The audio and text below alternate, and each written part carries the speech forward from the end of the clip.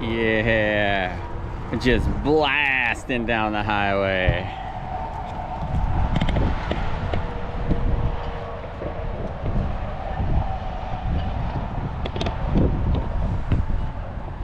All right, well, not much of a vlog today. I'm just ripping down the highway. I went from my house down by Elk River all the way up to, I almost said Alexandria. I think I might go to Alexandria and then back home, hit some back roads.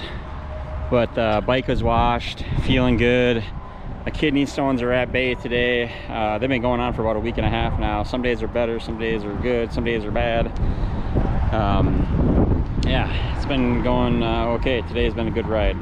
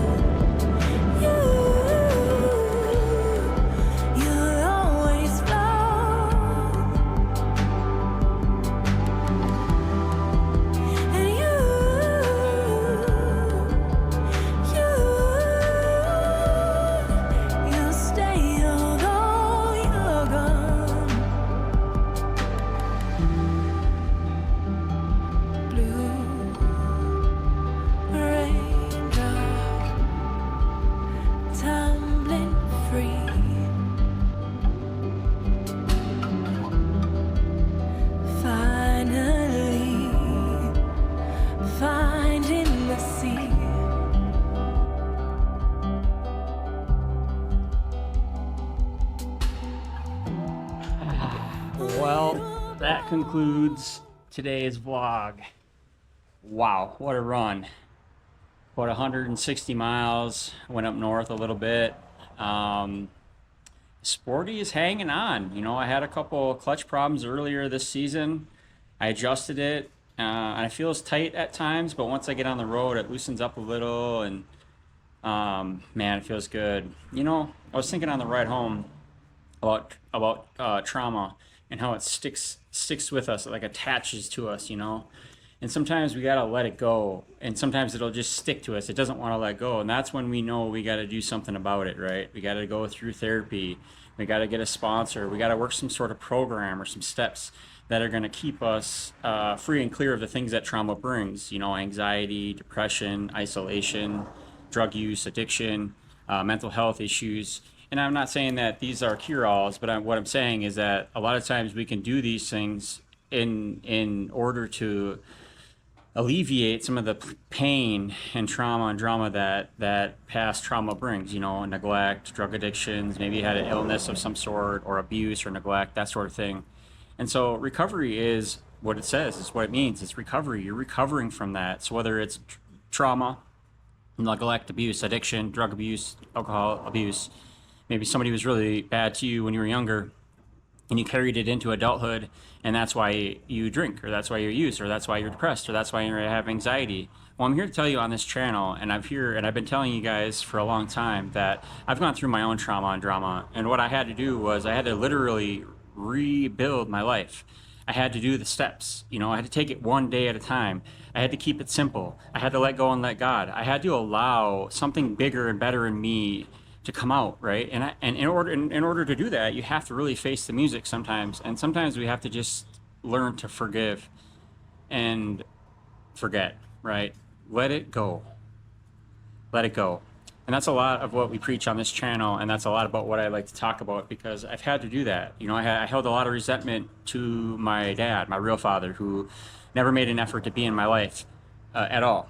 You know, I held resentments against my mom, who was a alcoholic drug addict most of my childhood and drugged me around to different places. I went to like a dozen different schools, and I was never able to make real, never was really to cement a lot of friendships.